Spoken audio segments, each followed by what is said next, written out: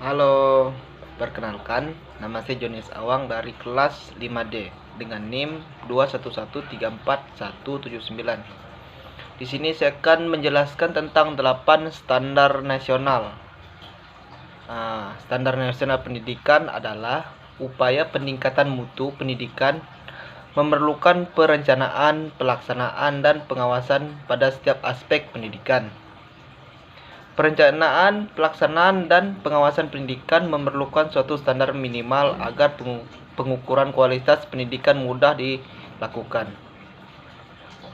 Standar-standar tersebut juga harus dapat memberikan gambaran secara komprehensif terhadap pelaksanaan pendidikan. Adapun 8 standar tersebut yaitu yang pertama, standar pengelolaan, standar kompetensi, standar isi, yang keempat standar proses, yang kelima standar penilaian, yang keenam standar pendidikan, yang ketujuh standar sarana dan prasarana, yang kedelapan atau yang terakhir adalah standar pembiayaan. Berikut adalah penjelasan tentang 8 standar. Yang pertama, standar pengelolaan. Standar pengelolaan merupakan standar yang menekankan pada pengelolaan suatu pendidikan. Pengelolaan ini tidak hanya dilakukan oleh suatu pendidikan, tetapi juga dilakukan oleh pemerintah daerah dan Kementerian Pusat. Menurut Perdikbud nomor 19 tahun 2007, standar pengelolaan meliputi A. Perencanaan atau perumusan visi dan misi sekolah, rencana kerja sekolah. Yang B. Pelaksanaan rencana, yaitu pedoman sekolah, pemerintah, peserta didik, budaya dan lingkungan, sekolah dan guru, peserta peran serta masyarakat. Yang C. Pengawasan dan evaluasi,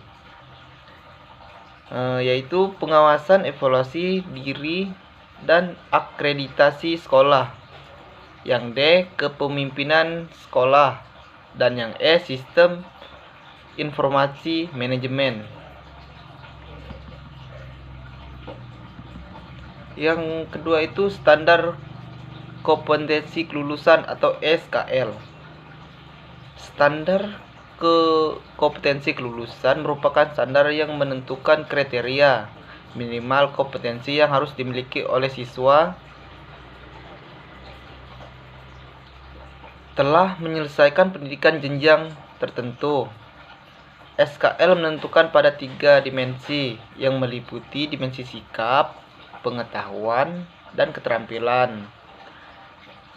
Yang ketiga itu ada kompetensi isi, merupakan standar yang mencakup lingkungan materi pada jenjang satuan pendidikan, seperti struktur kurikulum, beban belajar, dan kalender akademik. Di sini saya akan menjelaskan sedikit tentang standar isi. Yang pertama itu ada standar kurikulum. Apa itu sih standar kurikulum? Standar kurikulum adalah perangkat pembelajaran atau program yang diberikan oleh suatu lembaga pengelolaan yang berisi rencana pembelajaran yang akan diberikan kepada peserta didik. Jadi standar kurikulum itu dia adalah suatu rencana yang diberikan oleh pendidikan kepada siswa agar pembelajaran itu dapat tercapai. Yang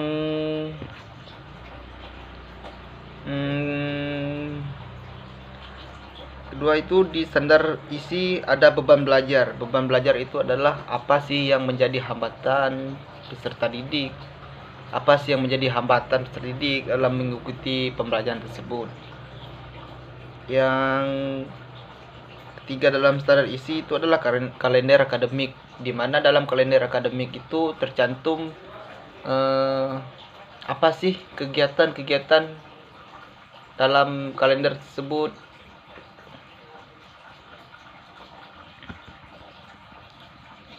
Yang keempat, standar proses.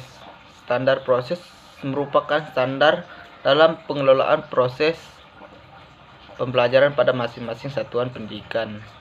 Peran siswa dan guru menjadi kunci dalam proses pembelajaran. Siswa tidak lagi berperan sebagai objek yang diberitahu, tetapi merupakan subjek yang mencari tahu. Jadi di sini siswa itu bukan yang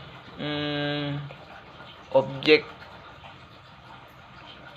harus mencari tahu, bukan yang diberitahu. Jadi siswa itu mencari apa sih yang harus dipelajari, bukan harus diberitahu begitu. Jadi siswa itu harus mendalami pembelajaran, harus mengerti pembelajaran tersebut. Yang kelima adalah standar penilaian, merupakan standar yang mengatur tentang prosedur penilaian siswa selama berproses pembelajaran. Standar penilaian merupakan rangkaian akhir dari proses untuk menentukan SKL dalam Perdikbud nomor 23 tahun 2016. Disebut bahwa penilaian pembelajaran dilakukan oleh guru, satuan pendidikan, dan juga oleh pemerintah. Penilaian ini bertujuan untuk mengukur keberhasilan proses pembelajaran pada satuan pendidikan. Pengajuan pada SKL penilaian proses pembelajaran mencakup 3 dimensi, yaitu yang pertama sikap, pengetahuan, dan keterampilan. Yang keenam itu ada standar pendidikan dan tenaga pendidikan, merupakan standar yang mengatur tentang kualitas dan kompetensi pendidikan, yang mengatur tentang kualifikasi dan kompetensi pendidikan dan tenaga pendidik dalam tugasnya. Memberikan layanan kepada siswa. Standar ini diperlukan untuk mengordinasi standar isi, standar proses, standar penilaian agar dapat berjalan efektif terhadap beberapa aturan pemerintah yang berjalan efektif terhadap proses standar. Yang ketujuh itu ada standar sarana dan prasarana, merupakan standar mengatur tentang sarana dan prasarana minimal yang wajib dimiliki oleh satuan pendidikan. Belajar situasi ini, kelas yang nyaman dan fasilitas yang memadai. Jadi di standar sarana dan prasarana ini ada, itu mencakup tentang sarana dan prasarana di dalam kelas, apa yang harus ada dalam kelas, misalnya kursi yang udah rusak harus diperbaiki. Yang kedelapan itu adalah standar biaya. Standar biaya merupakan standar yang mengatur tentang pembiayaan dan penyelenggaraan yang mengatur tentang satuan pendidikan, mengingat kondisi sosial ekonomi masyarakat Indonesia yang beragam. Pembiayaan pendidikan dilakukan dengan prinsip gotong royong.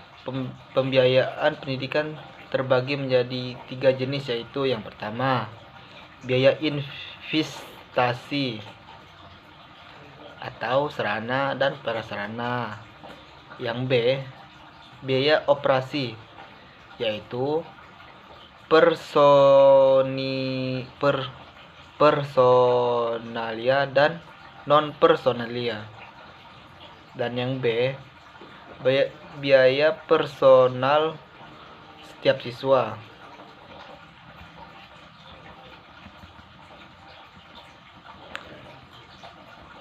Oke, sekian penjelasan saya tentang 8 standar pendidikan. Kurang dan lebihnya saya mohon maaf. Saya atas nama Jonius Awang izin pamit undur diri. Dadah.